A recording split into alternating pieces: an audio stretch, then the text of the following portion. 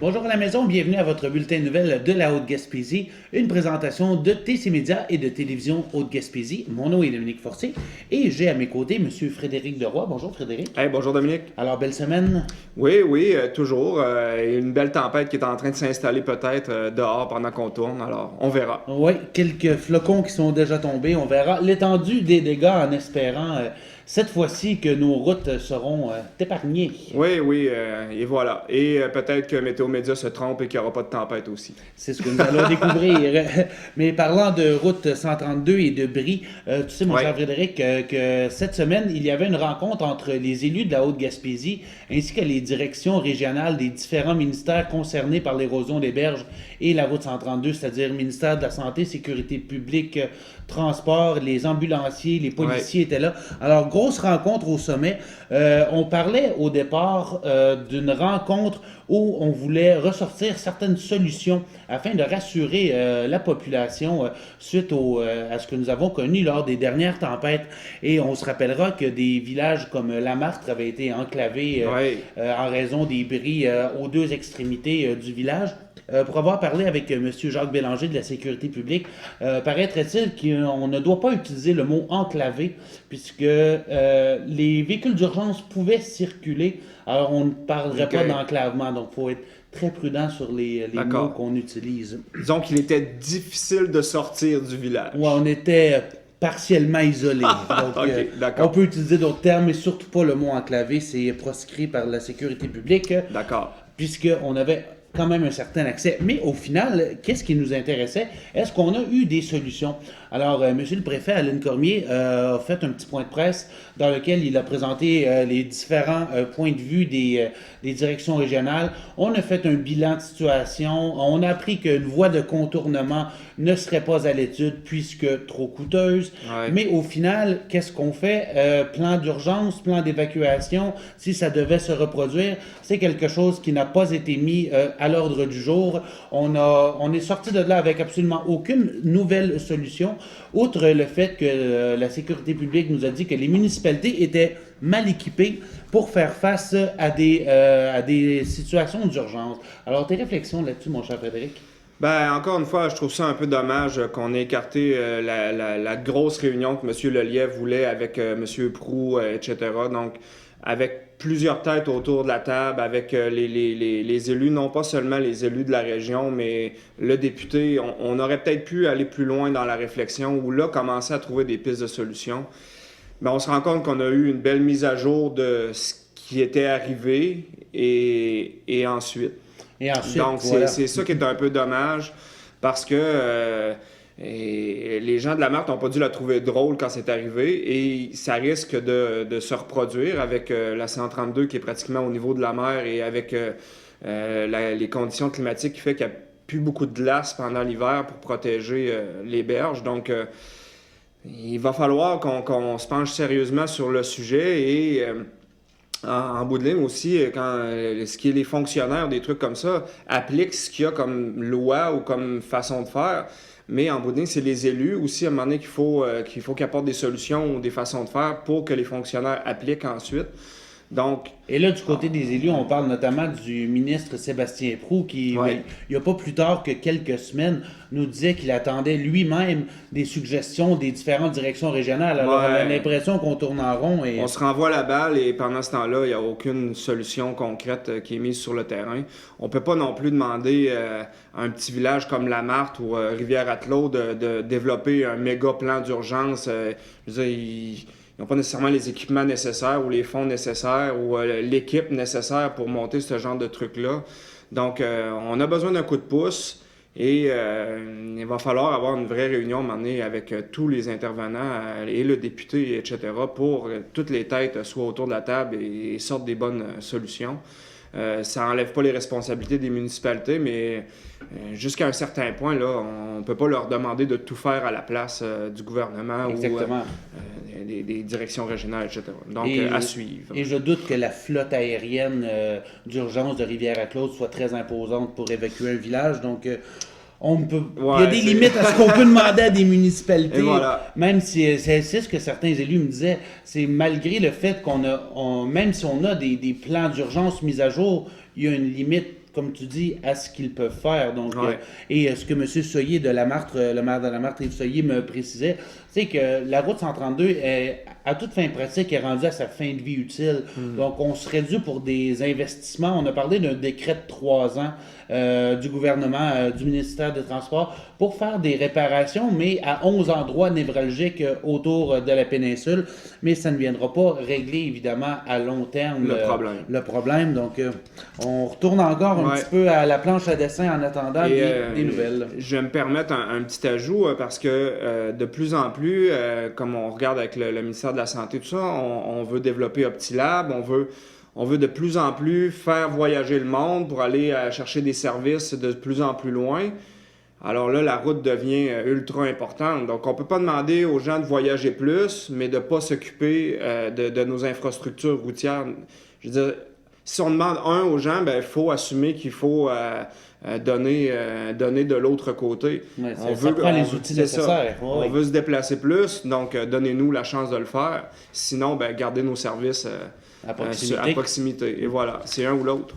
Et parlant d'outils, avec le recensement qui vient de tomber, on parlait d'une décroissance généralisée dans toutes les municipalités de la Haute-Gaspésie, à l'exception de Mont-Louis, chapeau qui a quelques habitants de plus, mais pour l'ensemble des municipalités de la Haute-Gaspésie, on enregistre une chute. Et c'est pourquoi le préfet, M. Cormier, et tous les maires de la MRC, ils ont été d'une résolution choc demandant à ce que le gouvernement du Québec et le gouvernement du Canada octroient un statut particulier à la MRC de la Haute-Gaspésie afin de contrer les effets négatifs de la décroissance et de la dévitalisation. Alors, ce qu'on souhaite avec ce décret-là, qui, si jamais il est accepté, bien sûr, c'est de mettre tous les dossiers sur la voie rapide. Donc, on ferait une demande pour un nouveau programme de formation professionnelle, alors que ça soit réglé plus rapidement, qu'on donne des crédits d'impôt ou bien des avantages fiscaux aux gens qui viendraient s'installer ici, qui viendraient étudier ici, aux nouvelles entreprises d'ici, justement encourager l'implantation de centres d'appel qui viendraient de la fonction publique. Donc, plein de choses qu'on veut mettre de l'avant, qu'on aimerait mettre de l'avant. Ça prend bien sûr une réponse des gouvernements. Toi, si tu étais à la place du gouvernement, est-ce que c'est envisageable d'octroyer un statut particulier à une MRC quand on peut s'imaginer qu'on n'est probablement pas les seuls à avoir une situation difficile? C'est ça. Là, on tombe dans le problème où on fait partie d'un ensemble, OK? Puis si on demande quelque chose de pointu, comme tu dis, d'autres régions du Québec et du Canada ont des difficultés. Donc, pourquoi nous et pas aussi d'autres?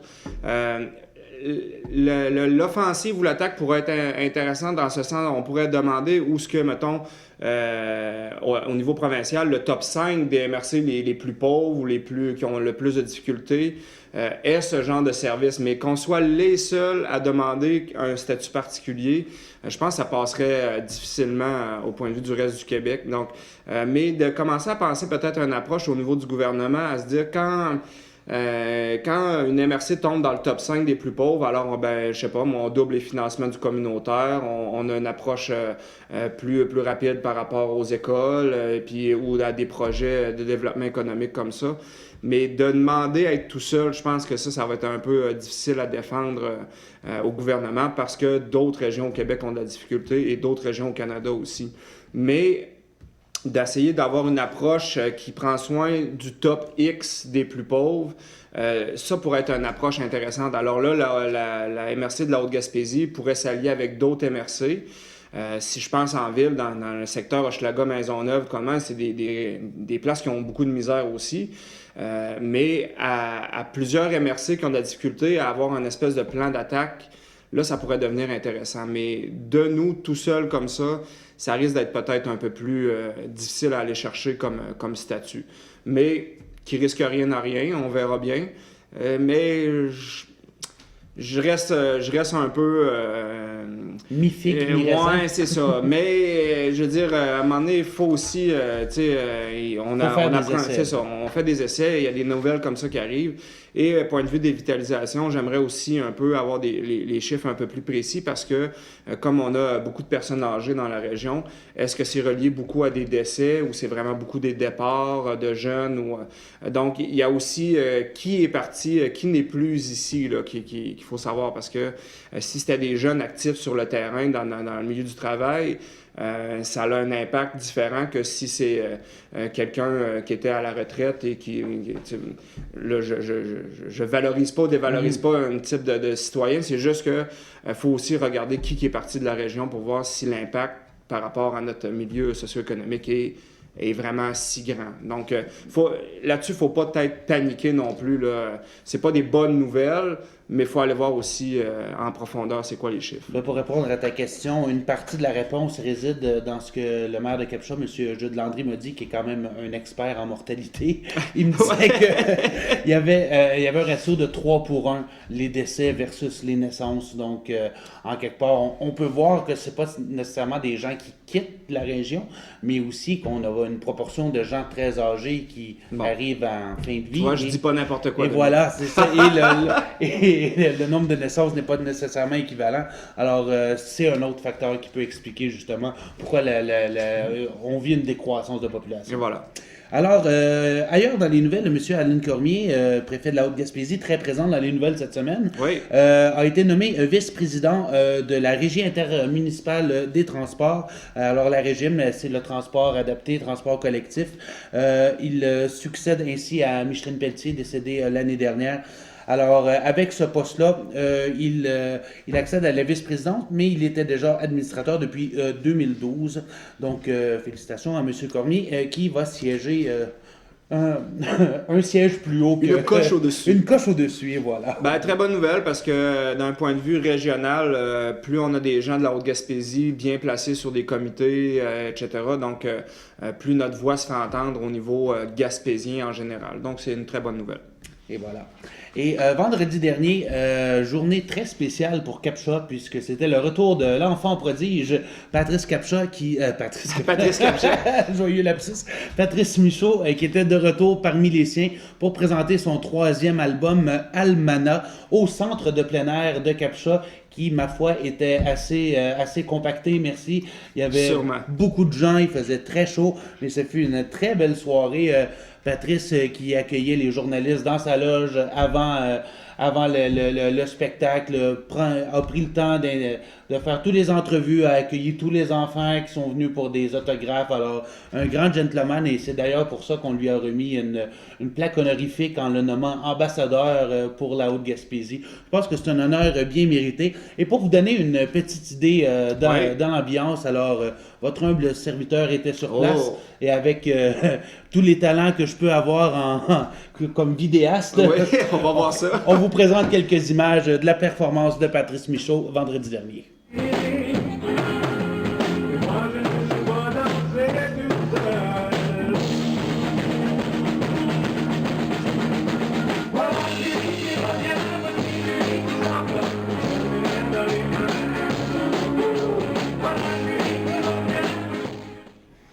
Alors, c'était une performance très appréciée. Il était en compagnie de 3 de ses musiciens, dont celui qu'on voyait particulièrement à l'écran, Simon Kearney, qui est un jeune de la relève. Il y a déjà quelques chansons qui ont tourné à la radio. Alors, il sera à suivre également, mais c'est un autre trait de la personnalité de Patrice Michaud de donner la chance à des jeunes de s'illustrer. Alors, Patrice qui repart en tournée, mais va être de retour dans quelques mois pour un spectacle à Sainte-Anne-des-Monts. Mais oubliez ça, c'est déjà ça le compte. Moi, j'ai mon billet. Félicitations, Frédéric, tu devrais passer une très belle soirée.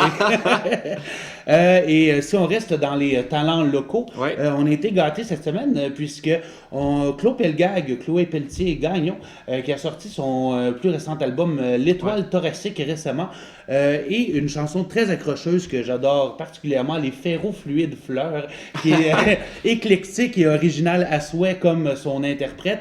Et elle a lancé un vidéoclip pour accompagner cette chanson. Alors on peut prendre quelques instants pour écouter ce vidéoclip. Je fixe le soleil depuis longtemps. J'ai vu les avions qui sont passés devant. J'ai percé mes paupières pour regarder tout ce que je ne peux pas voir quand j'ai les yeux fermés. Les ferrofluides de fleurs poussent au milieu des champs magnétiques. Les ferrofluides de fleurs prennent l'odeur des mains narcotiques. Alors, c'était un extrait du vidéoclip Les ferrofluides de fleurs de l'étoile thoracique de Clopelgag. Et Clopelgag, si on ne la voit pas souvent dans la région, c'est qu'elle se promène un peu partout, et non seulement au Québec, mais elle se rend en tournée européenne. Elle décolle pour la France. Quelques dates en France et une date aussi en Suisse. Elle reviendra par la suite au Québec et faire quelques spectacles en région. Elle ne sera pas en Gaspésie, mais ça pourrait venir d'ici un an ou deux. Mais d'ici là, on peut se rendre au clopelgag.com pour avoir plus d'informations sur la carrière de l'artiste et peut-être acheter une chanson ou un album. Et voilà. Mais ce que j'aime beaucoup rapidement, c'est que la région, on a produit deux artistes complètement différents, Patrice Michaud et Clopelgag, mais qui, dans leur style, atteignent là, vraiment des niveaux vraiment intéressants. Là. Je veux dire, là, ils sont reconnus beaucoup. Et pour les jeunes de la région, de voir des artistes qui viennent d'ici, locaux, mais percer vraiment d'une façon intense à l'extérieur, ben, je trouve que c'est des beaux modèles, puis c'est encourageant, puis c'est de se dire... J'aime pas ça dire ça, mais je veux dire, même si on vient de la Gaspésie, on peut avoir des grosses carrières ou faire des choses vraiment intéressantes. Donc, et on peut grandir dans des villages, mais devenir des artistes accomplis. Donc, grandir ici, voilà qu'est-ce que ça donne. Ça donne des artistes incroyables. Et justement, pour rester dans cette veine-là, un petit clin d'œil à Mylène Vallée, auteure, compositrice, interprète de Captcha, qui, elle, a passé aux auditions à l'aveugle de la voix la semaine dernière. Malheureusement, elle n'a pas été choisie, mais a offert une très belle performance d'une chanson de Zaz. Et à un certain moment, on a presque cru qu'Isabelle Boulay allait se retourner. Mais finalement, Mylène en retire quand même une très belle expérience. Et dernière nouvelle, avant de passer à notre invité de la semaine, le 11 février marquait l'ouverture du centre de plein air Airbird à Mont-Louis. Ça a été mis sur pied par Benjamin Dubreuil, un nouvel arrivant, qui, après avoir organisé des compétitions de skateboard à la Marthe et à Gros-Morne, cette fois-ci, il veut initier les jeunes au plaisir du plein air en hiver. Alors, je me suis rendu sur place. C'était quand même assez froid et assez loin en montagne, et faut quand même être un minimum en forme et aimer les sports d'hiver, ce qui n'est pas mon cas, mais chapeau à ce jeune homme-là qui a mis ça en branle à coups de jus de bras et un petit coup de main de certains de ses amis. On le voit ici, c'est un petit exemple de l'inclinaison de la montagne. Il se fait poursuivre ici par deux chiens. Donc... Mais c'est ces deux chiens de montagne que je salue, qui sont fait un bon festin avec mes pieds pendant la descente. Alors, sur ce, on prend une courte pause et on vous revient immédiatement avec notre invité de la semaine. Je m'appelle Zachary, je suis amputé à la jambe gauche. Ça, ici, c'est fait pourquoi? Ça, c'est de la fibre de carbone. J'étais super content d'avoir ma nouvelle prothèse. En plus, avec un pied spécial. Ma nouvelle prothèse, ça tourne mieux, puis ça va beaucoup mieux. Là, je me dis, ouais, je suis capable. J'aime déjà jouer au hockey, puis j'aime jouer avec mes amis, fait que les deux ensemble, c'est super amusant. L'association des aptitudes, ça m'aide beaucoup. La Grande Bordée, un rendez-vous à ne pas manquer, 24, 25, 26 février prochain. Première fin de semaine de la semaine de relâche, ça vaut la peine. Il y aura plusieurs activités sportives et culturelles. On vous y attend.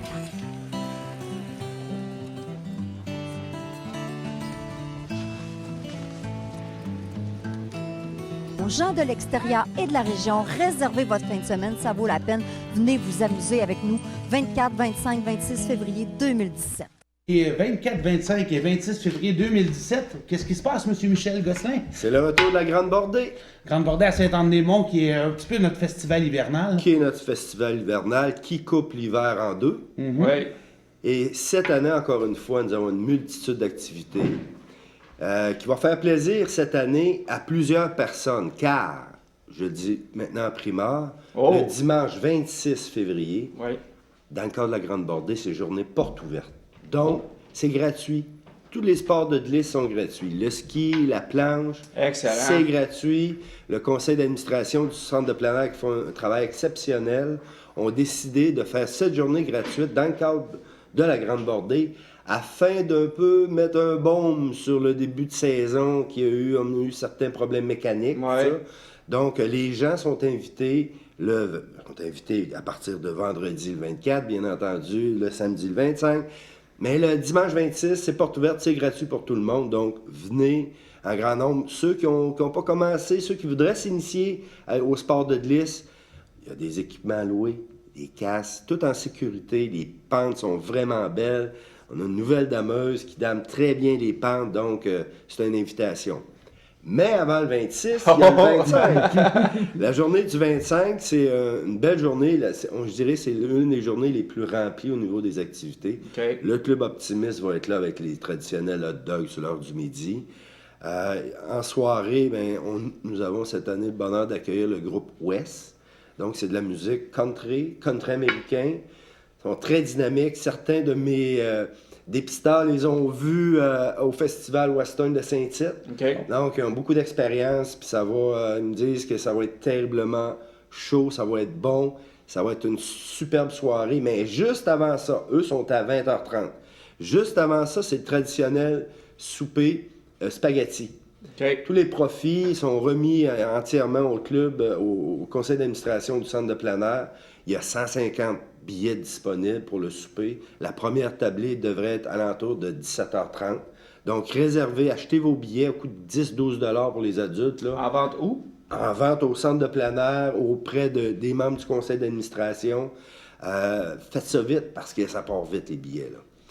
Aussi, à 21h précis, je tiens à le répéter parce que souvent les enfants viennent, puis tout ça, que les parents ne savent pas trop, mais à 21h précises, c'est les traditionnels feux d'artifice qui sont déclenchés à mi-montagne. Donc, c'est un effet vraiment de parapluie. C'est vraiment beau. Fait que venez, puis après, venez voir ça, ces beaux feux d'artifice. Puis ceux qui n'ont jamais été aussi, on a, avec toute la couleur dans le ciel, c'est qu'avec la neige blanche des pistes, ça crée une ambiance vraiment spéciale. C'est totalement autre chose que les feux d'artifice d'été.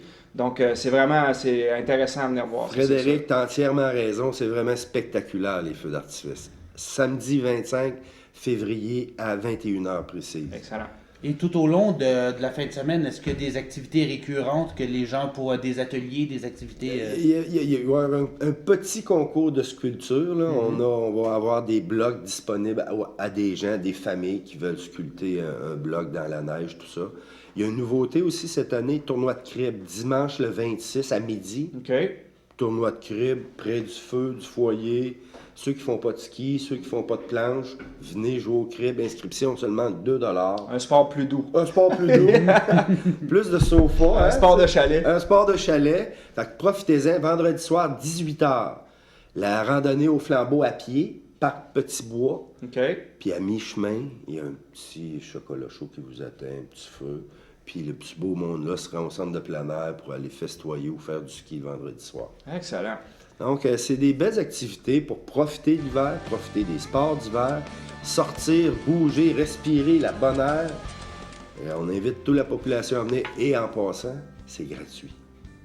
C'est Pas demander de mieux, hein? Ouais. Ça, c'est vendeur, ça. C'est gratuit. Et j'imagine qu'il y aura aussi des choses pour les plus petits. Oui, il y a des jeux gonflables. On a deux jeux gonflables tout le week-end, samedi et dimanche. Donc, les enfants, venez, les parents, venez vous amuser, tout ça. On vous attend en grand nombre. Mais le conseil d'administration du centre de plein air a travaillé très fort depuis 1 mois et demi maintenant. Là. Donc, c'est le temps. Si vous avez un petit peu d'argent à venir donner au centre de plein air, profitez-en, c'est le temps, puis ils vont être entièrement heureux.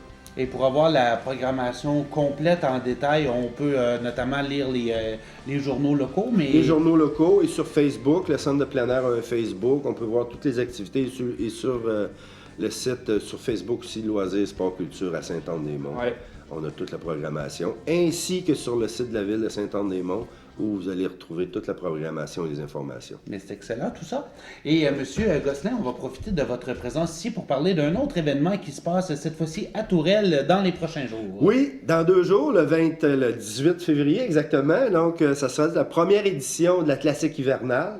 Le but de ça, c'est de se retrouver dans les années 60, jouer au hockey. Il va y avoir 6 équipes qui vont partager les honneurs d'un trophée pour jouer dehors sur la patinoire du club chasse-pêche à Tourelle, dans le secteur Tourelle. Donc, invitez des amis, venez voir ça. Il y aura de Du la hockey musique. comme dans le temps. Du hockey comme dans le temps. C'est ça qu'on veut. On veut promouvoir aussi les gens qui travaillent fort à Tourelle, dans le secteur Tourelle, pour tenir en bon état la patinoire, tout ça. Oui. Puis venez voir ça, c'est le fun, on va s'amuser. Est-ce que je me trompe ou Tourelle, par rapport à Saint-Anne, c'est la seule patinoire extérieure qu'on peut jouer au hockey ou il y en a un autre? Exactement, Frédéric, tu as raison. À Saint-Anne-des-Monts, au terrain de soccer, au parc 4 saisons, nous avons un anneau de glace et nous avons une mini patinoire pour les jeunes, les tout petits qui viennent s'amuser, mais c'est une mini patinoire. Comparativement à Tourelle, que c'est une belle grande patinoire, 180 pieds de long, puis c'est une belle. Donc c'est un beau petit trésor du coin qu'aller découvrir. Là. Exactement ça, puis vous allez être bien accueillis par Régent Sinette du club Chasse-Pêche Tourelle qui va être là présent, service de cantine. De rafraîchissement aussi qui va être disponible sur place. Excellent. Alors, des belles activités qui s'en viennent à Saint-Anne-des-Monts et à Tourelle. La Grande Bordée, mais tout d'abord la classique hivernale à Tourelle. C'est un rendez-vous. Merci infiniment, Michel Gosselin, d'avoir été avec nous. Mais ça me fait plaisir, Dominique. Merci beaucoup à vous. Merci, Frédéric. Et je vous demanderai de rester un petit 30 secondes supplémentaires. On passe à travers quelques activités sociales pour le bon plaisir de Frédéric. Alors, on vous rappelle que le club philatélique et numismatique de la Gaspésie tiendra une journée porte ouverte dimanche 19 février de 13h à 17h. C'est à Pabot Mills sur la route 132. On peut appeler Jean-Pierre pour plus d'informations 689 59 55. Et à noter qu'il y aura une assemblée générale spéciale de la Corporation de développement CAPTCHA 2001 ouverte à tous. C'est le mardi 21 février à 19h à la salle Olivier Gagnon. Ce sera le moment de délire des nouveaux gens qui voudraient aller autour de la table pour la Corporation de développement CAPTCHA afin de déposer des projets et remettre un peu de vitalité dans les activités autour de CAPTCHA. Alors, c'est un rendez-vous. Et sinon, on vous rappelle que le show de femmes aura lieu le 4 mars. On peut se procurer des billets à la maison Louise-Amélie et à la maison de la culture. Alors, sur ce, Dominique Fortier pour Frédéric Deroy qui vous dit au revoir et à la semaine prochaine. La Grande Bordée, un rendez-vous à ne pas manquer 24, 25, 26 février prochain. Première fin de semaine de la semaine de relâche, ça vaut la peine. Il y aura plusieurs activités sportives et culturelles. On vous y attend.